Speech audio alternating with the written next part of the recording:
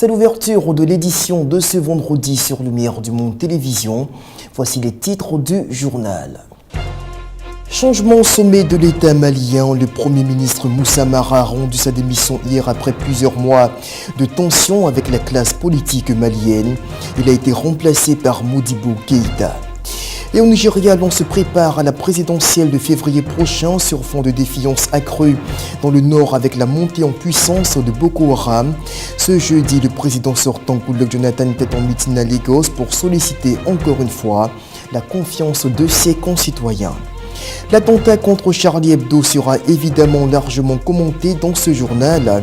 Qui sont les présumés auteurs de l'attaque? Quelles sont les réactions à travers le monde et en Afrique?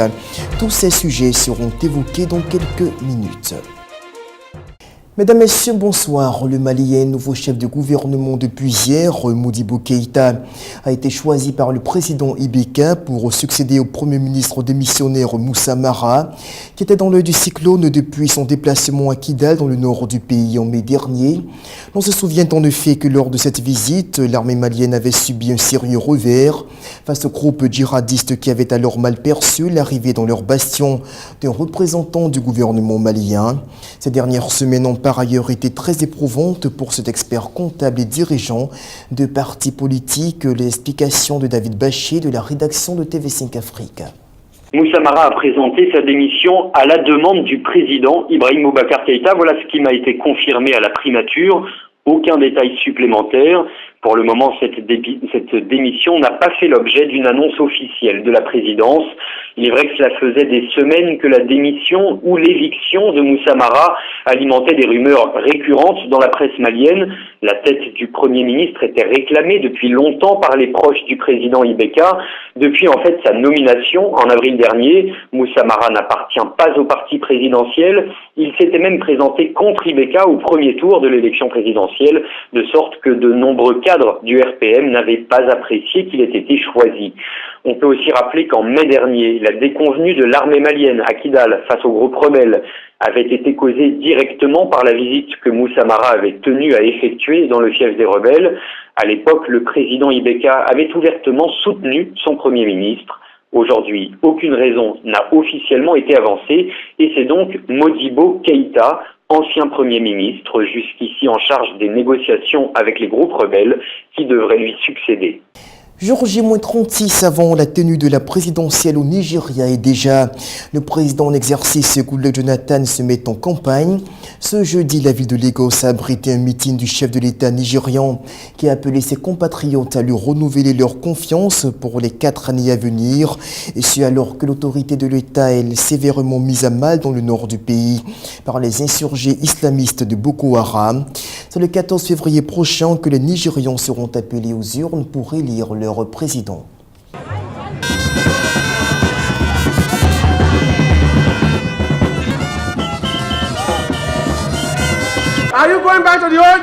Allez-vous revenir à l'ancien temps? Voulez-vous aller de l'avant? Le Nigeria va de l'avant. Le Nigeria est pour les jeunes. Le Nigeria n'est pas pour les vieux. Les jeunes doivent redéfinir ce pays. La jeune génération doit redéfinir ce pays. Nous devons emmener ce pays où nous voulons aller. Personne ne peut nous ramener en arrière. Le passé, c'est le passé. Vous devez voter pour votre libération, vous devez voter pour votre développement, vous devez voter pour porter le Nigeria à la lune. Vous ne pouvez pas voter pour ramener le Nigeria en arrière. Laissez-nous, nous qui sommes à moitié morts, enterrer les morts.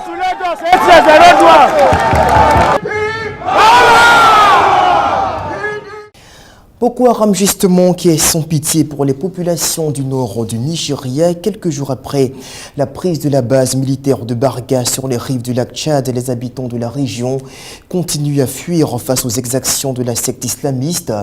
L'on parle d'une quinzaine de villages qui ont ainsi été incendiés par les insurgés qui se sont emparés samedi de cette base militaire située à un carrefour stratégique entre le Nigeria, le Cameroun, le Niger et le Tchad. Des milliers de personnes continuent de fuir la violence au nord-est du Nigeria. La violence perpétrée par Boko Haram, qui a mis à feu et à sang cette semaine plus d'une quinzaine de villages près du lac Tchad. La localité de Baga, notamment, aurait ainsi été entièrement brûlée et rasée, selon des témoins arrivés de la région. Le groupe islamiste armé contrôle désormais cette région stratégique située au carrefour du Tchad, du Nigeria, du Niger et du Cameroun. C'est là que se trouve aussi une base militaire nigériane qui n'a pas résisté longtemps face à l'attaque de centaines d'hommes armés. À plus de 1500 km à l'ouest, à Lagos, se déroulait ce jeudi le premier grand meeting de campagne de Goodluck Jonathan, le président nigérian, qui brigue un second mandat le mois prochain. Le chef d'État est vivement critiqué pour son incapacité à mettre fin à l'insurrection meurtrière de Boko Haram. Vous le savez, la France est secouée depuis ce mercredi par une série d'attaques terroristes qui ont lieu dans la région parisienne après le massacre au siège du journal Charlie Hebdo et la tuerie dans le sud de la capitale française hier matin. Les agresseurs ont réussi à faire de Paris une véritable zone de guerre. Mais qui sont ces deux frères principaux suspects dans l'attaque de mercredi qui a fait 12 morts dans les locaux du journal? De nouvelles révélations dans cet élément. Qui sont Chérif et Saïd Kouachi, les deux hommes les plus recherchés de France.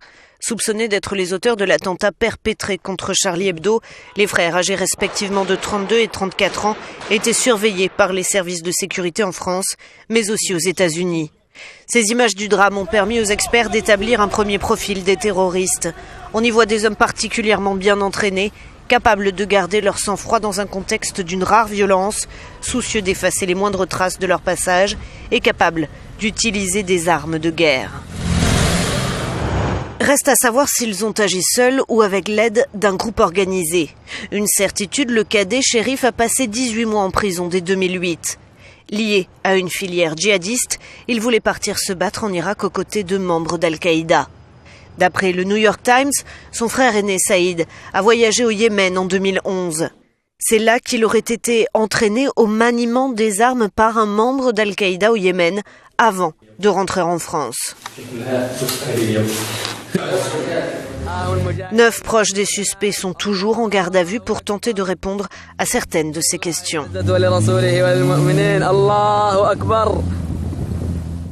Les leaders politiques français, justement, ont affiché leur unité dès l'annonce du massacre mercredi en vue de démontrer le caractère inébranlable de la République française.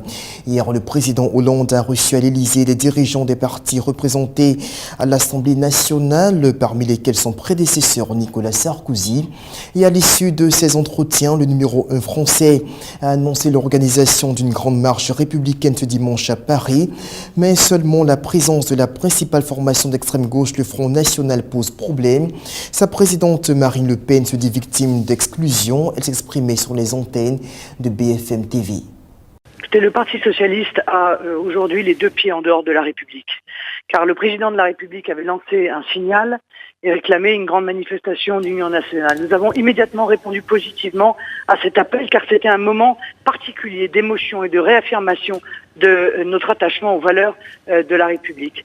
En nous excluant de cette manifestation, en démontrant une fois de plus son caractère sectaire, appuyé en cela d'ailleurs par l'UMP, par l'ensemble des autres partis politiques qui ont organisé une réunion de préparation de cette manifestation sans inviter le Front National et en exigeant que le Front National ne soit pas présent. Ils sont les porteurs ce soir de la division et ils en porteront la responsabilité auprès des Français en un moment pourtant si difficile et si compliqué pour notre pays. Mais comment expliquez-vous justement qu'on n'ait pas envie de vous inviter dimanche ?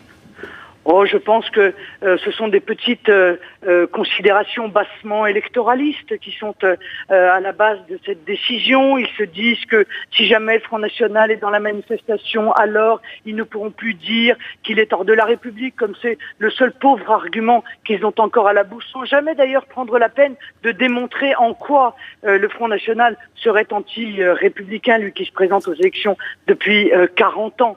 Ils ont décidé de ne pas prendre ce risque. Mais tout ça, c'est encore une fois des basses considérations politiciennes. J'ai envie de vous dire, on ne change pas les tâches d'un léopard. On aurait pu penser à un moment, encore une fois, aussi important, aussi dramatique, que les mouvements de la classe politique française changeraient, comprendraient. Eh bien, ils sont restés tels qu'en eux-mêmes, eh bien, nous allons les laisser entre eux, tels qu'en eux-mêmes. Nous sommes aux côtés du peuple français et je serai demain devant le président de la République pour lui parler du fond du problème qui nous intéresse, c'est-à-dire la sécurité de nos compatriotes sur notre territoire. Dans le monde entier, la presse se montre solidaire de leurs confrères de Charlie Hebdo. Les caricaturistes ont pris leur plume, les rédacteurs ont fait couler leur encre pour dénoncer une volonté d'attenter à la liberté d'expression. Le message à transmettre est clair, les canards voleront toujours plus haut que les fusils.